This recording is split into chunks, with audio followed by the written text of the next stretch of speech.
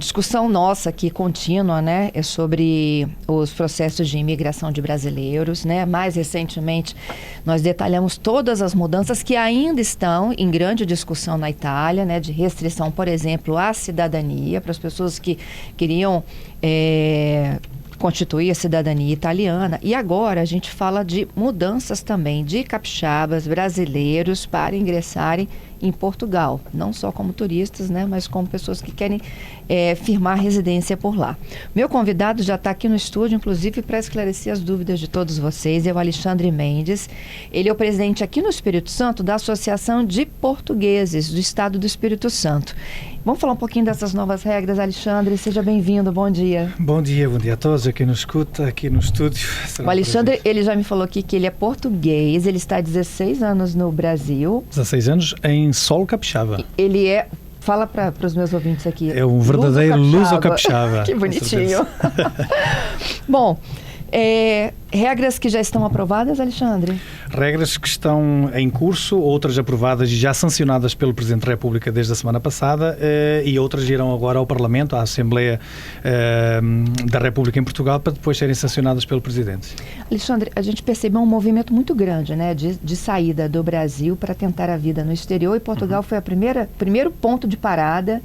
E eu acho que era número 1, né, das escolhas dos brasileiros, por causa da língua, por causa... bastante. Isso aí. Portugal acaba sendo a porta da Europa, é o primeiro país da imigração brasileira, por todas essas condições, e claro que a questão do ajuste da língua facilita bastante. Depois acabam por escolher a Inglaterra, a Irlanda, porque tem muitos brasileiros, inclusive capixabas, que estão nesses países, Espanha. Mas Portugal, com certeza, é a porta da Europa, é a porta de entrada, onde há um ajuste à Europa usando o país português. Aí houve um boom, né, dessa entrada de brasileiros. Sempre teve, né? A mesma coisa que a nossa história de portugueses também na imigração para o Brasil. Essa ligação que nós temos de irmandade, diríamos assim, ela sempre existiu. Esse boom aconteceu desde 2018 para cá. Quando nós começamos aqui no Brasil a ter essas dificuldades, esses problemas políticos em que agora este aqui vira presidente, não quero, vou embora. Depois o outro vem para presidente, também não quero, vou embora. Isso gerou realmente essa comoção e resolver, achando que Portugal, a Europa, seja uma melhor opção para ter essa qualidade de vida. E vão realmente à procura dessa qualidade de vida. Muitas às vezes...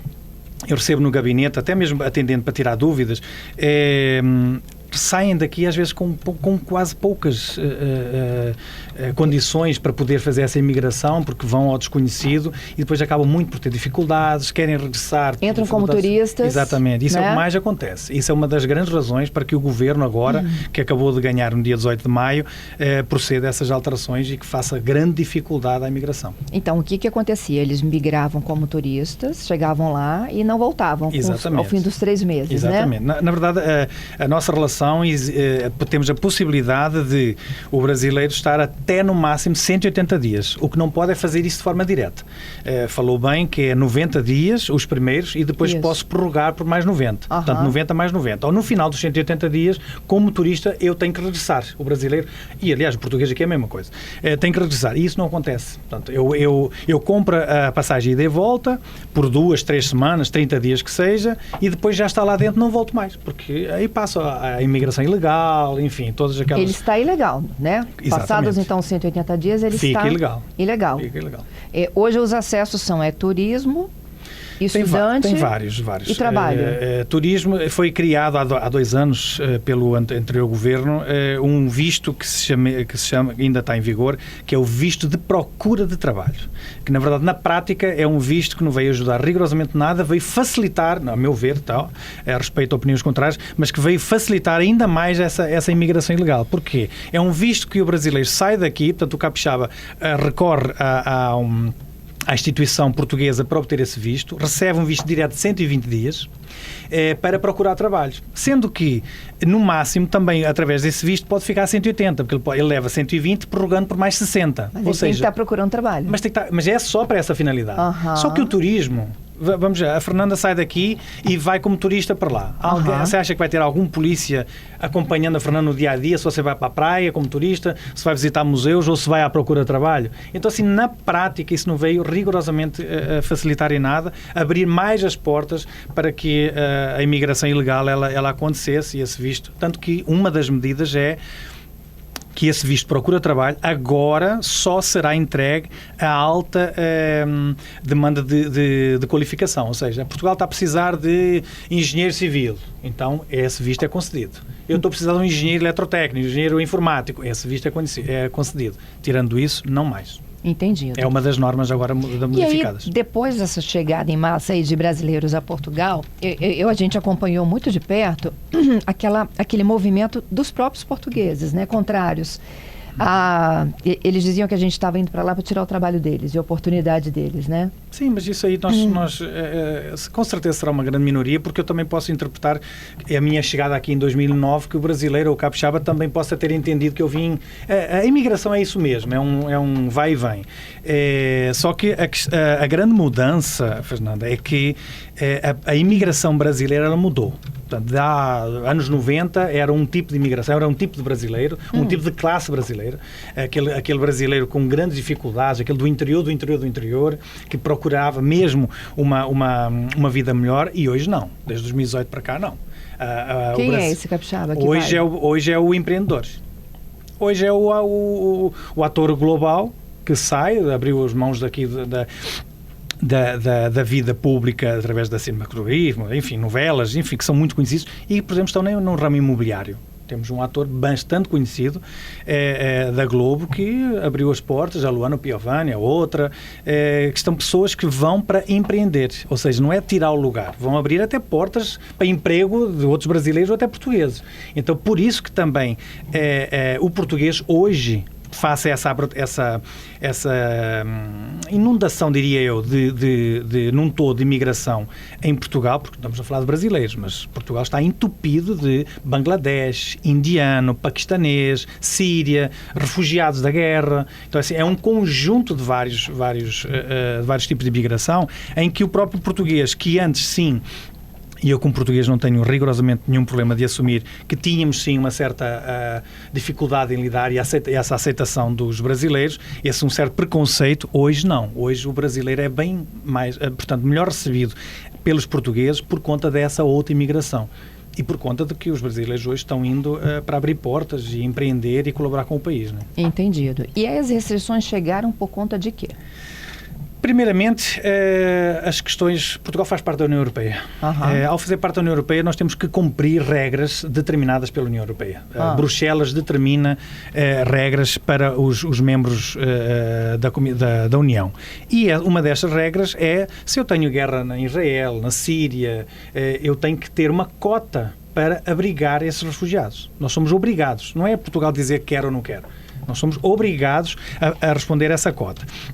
E a partir desse momento começam então a fazer essa migração, como eu falei agora há pouco. Temos grande movimento indiano, paquistanês, Bangladesh, Síria, como eu falei. Então, que eu reduzo das outras nacionalidades para atender a cota, não? Não. As portas elas escancararam. Por isso que Portugal perdeu o eixo, perdeu o rumo. Nós chegámos a ter... Por exemplo, brasileiros, só para ter uma ideia, falar especificamente em brasileiros, serem encontrados 20 brasileiros num apartamento de 2 quartos, por exemplo. Em 2023 para cá, deu um boom da questão imobiliária, os preços dos aluguéis, eles triplicaram até mais, os custos de um apartamento, de casa. Porquê? Porque os donos dessas propriedades perceberam que tinham essa quantidade de gente e, em vez de retirar o imóvel, não. Vou aumentar o valor do imóvel, porque são 20 a dividir. Sim. Então eu vou aumentar, disparar. Então, aí entra a especulação. Exatamente. Também, né? Então, essa inflação imobiliária que dura até hoje é um dos grandes problemas também de resolução para o novo governo fazer, porque as portas elas foram muito abertas e nós perdemos meio que o fim à meada e o controle. Por isso agora essas medidas drásticas, inclusive nós temos agora, isso tem 2 meses, que estamos com um processo, e os brasileiros estão a sofrer com isso, do abandono de cerca voluntário. Exatamente, cerca de mais de 30 mil estrangeiros sendo notificados para ser mandados embora ou então expulsos. Portanto, nessa linha de mais de 30 mil, mais de 5 mil são brasileiros. Qual foi o critério de você, estou te convidando para deixar o meu país? É estando ilegal, ou seja, pedido de manifestação de interesse não tem. Mas tem aquele que é trabalhador braçal, aquele que é empreendedor, eles escolhem ali quem volta? Só o que tem a ver com a falta de documento, ou seja, se eu estou lá, os meus registros aparecem como documento não válido, o meu passaporte caducou em termos de permanência, eu sou um dos da lista. A pessoa que foi lá, abriu um salão de beleza, está trabalhando, está gerando renda para a cidade. Se abrir o salão, ilegal, se abrir o salão de forma tudo ilegal, volta. Entendido. E assim, eles vão fazer por levas, Alexandre? Primeiro, se foram notificados, não tem como, humanamente, não é possível fazer a notificação tudo num dia para mais de 30 mil pessoas. Sim. Não há a escolha de dizer, vamos começar pelos brasileiros, por Síria, por isto. Não. Foram, talvez, pela data de entrada, pelo tempo mais longo de cada nome, fazendo essa triagem, mas realmente vão ser todos notificados. Só que não estão vindo. É como eu falei, assim, nós tem inúmeros casos brasileiros que não têm mais condição. Não tem condição para fazer a volta. Para voltar, não tem condição. Por que não tem mais financeiro. condição? Porque já saem daqui com uma condição precária. Ou seja, não há uma rigorosidade de preparação financeira para poder estar lá 2, 3, meio ano sem poder trabalhar. Sim. Então já vão com um valor bem reduzido. Esse valor, reais em euros, é nada, quase, né? Estamos a falar de 1 para 6 hoje. Uhum. Ou seja, o dinheiro lá some rápido. E depois, não tendo emprego, e depois também tem outro problema aqui, que é bastante importante falar, é que não só há essa questão da imigração e de passar ilegal, como também até os próprios empreendedores portugueses que abrem portas ao estrangeiro, ao brasileiro, depois também não ajudam a regularizar. Tem muitos brasileiros a trabalhar que já estão a contribuir, poderiam estar a contribuir com o país, mas os portugueses também se aproveitam disso. Você é imigrante, vai trabalhar na minha condição, não faz o contrato de trabalho para que o brasileiro possa entrar dentro dos serviços e possa requerer esse visto. Então, tudo contribui para que esses números cada vez mais aumentem. Aquela manifestação de interesse que existia, assim. A manifestação de interesse era você entrar como turista e depois arranja algo lá e manifesta o interesse por algum motivo de ficar lá. Isso terminou. Isso foi extinto? Foi extinto, totalmente extinto. Então, hoje você entra como turista e fica até 180 dias e volta. O visto do estudante existe ainda? Sim, o visto do estudante, o visto de empreendimento, o visto, depende se eu fizer uma pós, vai ser 1 ano, 2 anos. Se eu quiser fazer a faculdade inteira, serão 4, 5, 6 anos, depende. Então, quem não tem um visto de estudante, de emprego, aposentado, enfim, tem esses vistos. Vai voltar. Hoje, quem não foi, imagino quem está neste momento aqui a escutar hoje, nos ouvindo e quer pensando nisso, assim, não vá, hoje não vá. Porque hoje vai não voltar. Vá. Porque corre o risco de nem entrar. Porque assim, se eu for com visto de turista, aliás, o visto brasileiro não precisa do visto antecipado. É bem diferente, por exemplo, dos Estados Unidos, não é? Você aqui para ir para os Estados Unidos tem que ir ao Rio de Janeiro e tal. Não. O brasileiro, para ir, sim. Só que chega lá, a imigração hoje ela está tão apertada que eles fazem quase um questionário como se você tivesse morto alguém. De hotel, passagem de volta. E depois eles estão tão bem treinados lá, a polícia, que fazem perguntas que se você tropeçar na fase, não sai dali. Passa uma noite à espera que o próximo voo da Azul, da Latam, o que for, para mandar você embora. Então, assim, não arrisque, porque realmente está muito apertado mesmo. E as empresas estão contratando brasileiros? As empresas não estão dentro do sistema que eu apoiaria. Inclusive, nós tivemos agora eleições e uma das minhas propostas para as comunidades do mundo, né, no caso das comunidades portuguesas espalhadas pelo mundo, é que o governo abra, através do IFP, que é o Instituto de Formação Profissional, haja de forma online e legal, agregado ao governo, um banco de dados de que as empresas possam colocar lá as suas necessidades. E depois, em qualquer imigrante brasileiro que esteja espalhado pelo mundo, no caso, por exemplo, aqui os brasileiros, entram nesse site, veem as necessidades do país, candidatam-se, fazem essas entrevistas online e já sai daqui com o visto de trabalho. Isso seria a perfeição e eu espero que o governo ele possa colocar essa medida em prática a médio prazo. Hoje, se for para turismo, que realmente seja um turismo real, verdadeiro, em que vá, passeie e volte. Não sendo isso, não tendo visto, nem sequer pense em querer enganar as autoridades, porque vai sofrer. E para quem está lá nesse desespero? Para quem está lá nesse desespero, está a passar uma dificuldade, porque a AIMA, que é a instituição hoje ainda em vigor, que atende esse tipo de necessidades, como se fosse aqui uma Polícia Federal a emitir vistos, não tem mãos a medir, não consegue responder. Não consegue. Então são meses e meses à espera de atendimento e depois baseado-se em o agrupamento familiar, por exemplo, é outra situação. Hoje Portugal não aceita mais, um brasileiro está lá e é casado com uma capixaba, está aqui a esposa e o filho. Se não está lá há mais de 3 anos, não vai. O que eu acho isso errado. Sim. Porque se o brasileiro está lá, já está legal, já está a descontar, tipo INSS, não é? Totalmente legal, então eu tenho que manter ele afastado da família. Mas já é isso que está acontecendo neste momento também. Existe essa regra também para o agrupamento familiar. Reduziu as regras.